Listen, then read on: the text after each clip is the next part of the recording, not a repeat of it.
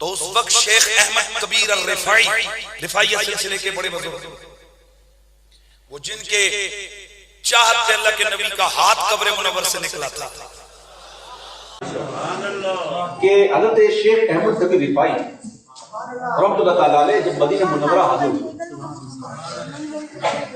تو جا کر حضور کی بارگاہ میں سلام پیش کیا، وہ کچھ اشعار پڑھے۔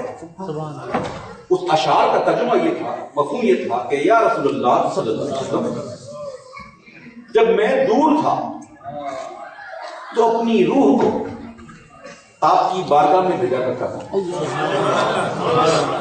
اب میں جسم کے ساتھ، روح اور جسم کے ساتھ آپ کی بارگاہ میں حاضر ہوں، اور میرے دل میں یہ تمنا جاگ رہی ہے کہ حضور قبر اطہر سے دست انور باہر لائیے تاکہ میں اسے بوسہ دوں۔ تو آپ کا دست اقدس روضہ انور سے باہر آیا، قبر انور سے، اور کہتے ہیں کہ اس وقت 60,000 یا 50,000 لوگوں نے دست اقدس کی زیارت کی، اور انہوں نے رسول اللہ صلی اللہ علیہ وسلم کے دست اقدس کے بوسے لیے۔ تو دیکھنے والے دیکھ رہے تھے، اور بھی دیکھنے والے تھے، اس دیکھنے والے میں غوث پاک بھی تھے، تو موجود تھے۔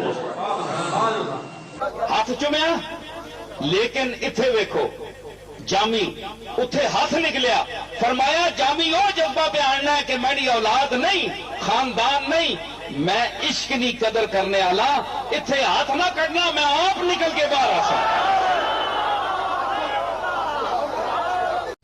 فضائل اعمال اور فیضان سنت میں شیخ احمد رفاعی کے حوالے سے ایک بڑا ہی مشہور واقعہ نقل ہوا ہے کہ سن 555 میں روضہ شریف کی حاضری کے موقع پر نبی صلی اللہ علیہ وآلہ وسلم کے قبر مبارک سے ہاتھ باہر نکال کر 90,000 لوگوں کی موجودگی میں اپنا معجزہ ظاہر فرمایا۔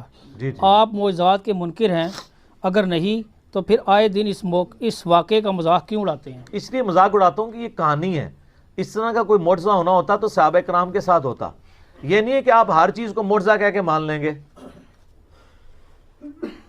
تو میں پھر ایک فیبریکیٹ کرتا ہوں کہ سیدنا ابوبکر نے اپنے زمانے میں ایک ایسی سیڑھی بنائی کہ صحابہ کرام ایک نماز چاند پہ ادا کرتے تھے، دوسری مدینہ شریف میں، تو میں کہوں آپ منکر ہیں؟ کہانی ہے۔ نبی علیہ السلام کا یہ معجزہ اس وقت کیوں نہیں ظاہر ہوا؟ سقیفہ بنی ساعدہ میں مولا علی اور سیدنا ابوبکر کے حوالے سے جو کچھ ہوا، وہ سب سے بیسٹ موقع تھا کہ نبی علیہ السلام قبر مبارک سے آواز دیتے کہ بھئی آپس میں صلح صفائی کے ساتھ رہو۔ 6 مہینے حضرت علی ناراض رہے ہیں، بعد میں حضرت ابوبکر کو بھلوایا انہوں نے، اور پھر حضرت ابوبکر نے بھی اس مس ہینڈلی کے اوپر رو پڑے، تو پھر حضرت علی نے کہا میں آپ کی لانیہ بیعت کروں گا۔ سیدہ عائشہ سے کوئی ضعیف روایت ثابت کرے کہ 47 سال اس حجرے میں رہنے والی لاڈلی ترین بیوی کو کبھی نبی علیہ السلام کی زیارت ہوئی ہو، اور اگر ہوئی ہوتی وہ چھپاتی نا۔ صحابہ کرام کو جب حضور کی زیارت ہوتی تھی وہ بتاتے تھے۔ سیدہ فاطمہ کو ہوئی ہو جو ان کے غم میں فوت ہو گئی، یہ سب کہانی ہے۔ اور پھر کہتے ہیں جی وہ 90,000 کا مجمع موجود تھا۔ 90,000 کا مجمع تو آج سے 150-200 سال پہلے مسجد نبوی میں نہیں آتا تھا، اور دوسرا 90,000 کی موجودگی میں اگر ہاتھ نکلے تو کتنے بندے دیکھ سکتے ہیں؟ 90,000 بندہ تو تب دیکھے گا کہ وہ نبی علیہ السلام قبر سے نکل کے کسی اونچی جگہ پہ چڑھتے۔ وہ کہتے ہیں شیخ احمد رفاعی نے وہاں اشعار پڑھے کہ مصر سے میری روح آ کے آستان اقدس پہ حاضری دیتی تھی، اب جسموں کے ملاپ کی باری آئی ہے، اپنا ہاتھ نکالیں میں بوسہ دوں۔ تو اس کے برخلاف تو بخاری میں حدیث ہے 1010 کتاب الاستسقاء چیپٹر میں حضرت عمر کہتے ہیں اے اللہ جب تک تیرے نبی ہم میں موجود تھے انا کننا نتوسل الیک بنبینا، ہم تیرے نبی کے وسیلے سے تیری طرف متوجہ ہوتے تھے، اب ہم ان کے چچا کو لے کے آئے ہیں تو ان کی برکت سے دعا سے بارش نازل فرما دے تو بارش نازل ہو جاتی۔ حضرت عمر تو نہیں گئے کہ یا رسول اللہ آپ کی مبارک زندگی میں بھی آپ کی مبارک انگلیوں سے پانی کے چشمے جاری ہوتے تھے، اور مسلم شریف میں ہے کہ حضرت عمر کے مشورے پہ ایک دفعہ ایسے ہوا تو وہ کہتے ہیں کہ میں نے خود بھی دیکھا ہے، آپ نے پہلے بھی میرے مشورے پہ ایسا معجزہ آپ سے ظاہر ہوا تھا، تو ہاتھ مبارک قبر سے باہر نکالیں، ہم یہ پیالہ لے کے آئے تو پانی کے چشمے جاری ہو جائیں۔ ان کو پتا تھا نبی علیہ السلام سے وفات کے بعد اب یہ کمیونیکیشن نہیں ہو سکتی، ہمارا درود و سلام پہنچتا ہے۔ سن نسائی میں حدیث ہے زمین میں کچھ فرشتے سیاحت کرتے ہیں، میرے امتیوں کا سلام میرے تک پہنچاتے ہیں، جو ہم پڑھتے ہیں السلام علیکم ایھا النبی صلوات بر محمد و آل محمد اللہم صلی علی محمد و علی آل محمد۔ پھر ابو داؤد میں حدیث ہے اور امام ابو داؤد نے اس کے اوپر باب باندھا ہے قبر رسول کی حاضری والے چیپٹر میں سے لے کے ہیں کہ جو بندہ نبی علیہ السلام پر سلام عرض کرتا ہے اللہ تعالیٰ نبی علیہ السلام کی روح کو متوجہ کرتا ہے, لوٹا دیتا ہے, وہ سلام کا جواب بھی دیتے ہیں. کہتے ہیں دیکھیں جی ثابت ہو گیا.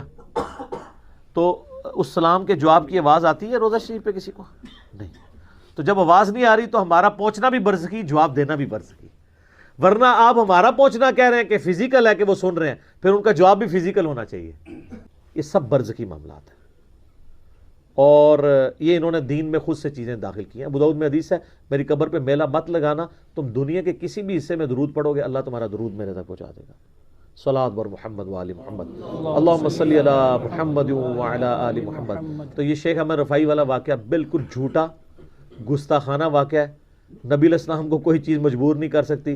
سورہ انبیاء کے اندر آیت ہے کہ جو دنیا سے چلا گیا اب قیامت تک دنیا میں واپس نہیں آئے گا. یہ کہتے ہیں حضرت عیسیٰ علیہ السلام مردے زندہ کرتے تھے, وہ دنیا میں واپس نہیں آتے تھے, وہ صرف دکھاتے تھے مردوں کو زندہ کر کے, وہ حضرت عیسیٰ کے نبی ہونے کی گواہی دیتے تھے, پھر وہ اسی وقت مر جاتے تھے, چلتے پھرتے نہیں تھے.